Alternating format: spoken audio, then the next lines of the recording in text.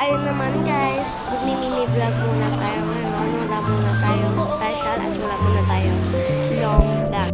So sa point na to ay nasa market kami niyan. Ayun nga guys pala, bibili nga pala kami dyan sa Watsons ng kung ano-ano nang gagawin namin na dadalhin namin sa Bicol. Kasi guys, uuwi na kami ng Bicol. Sana hintayin nyo yung vlog namin sa Bicol. Ayun guys, yung long vlog. So ayun guys, papunta na kami sa Watsons.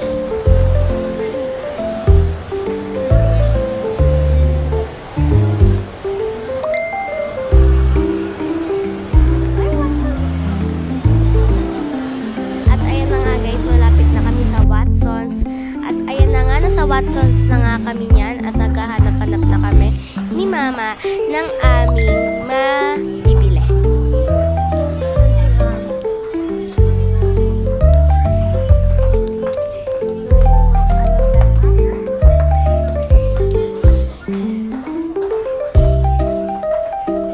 At ayun nga guys, makikita ko na dyan yung aloe vera at nakita ko na yung aloe vera na nilalagay ko sa aking mukha para ma-moisturize yung aking mukha. Check na natin yung price.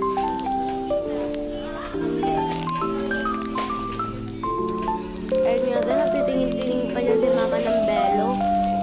Kala ko nga guys, bibili niya.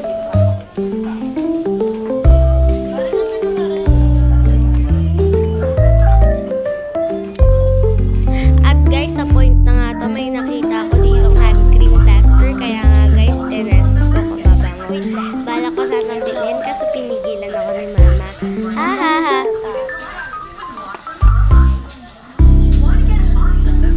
Ayun ba nga?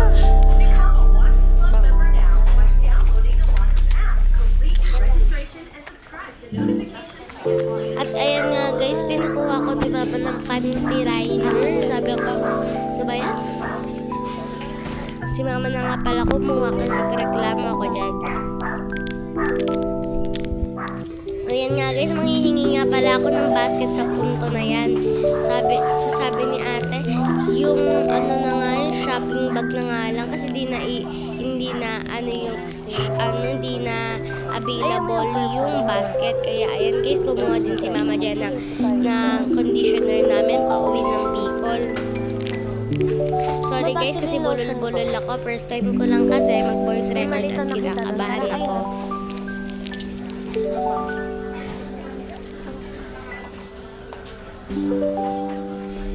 At ayun na nga guys, naghahanap-hanap na kami ng lotion at nakita ko itong Vaseline lotion na ginagamit ko. Kaya kumuha ako. Sabi naman ni Mama, ilagay ko na doon sa shopping cart. Yan nga, binuhat ko na yung shopping cart. At yan nga, kumuha nga pala si Mama ng kulong para mabango kami.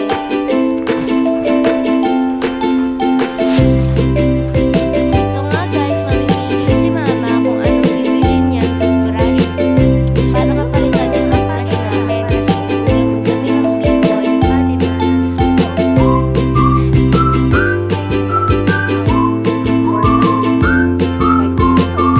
Ayan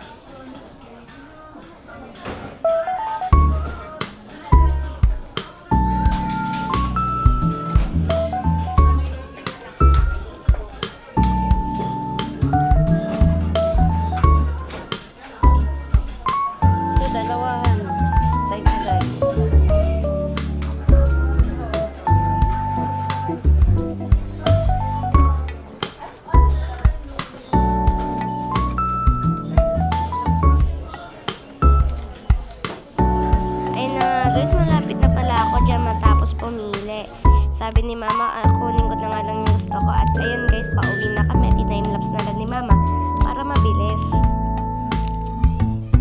Pauwi na nga kami dyan guys. Pauwi na nga kami dyan guys. So nakita ko pa yung mga Shimanju. Papabili sana ako kasi sabi ni mama wag na kasi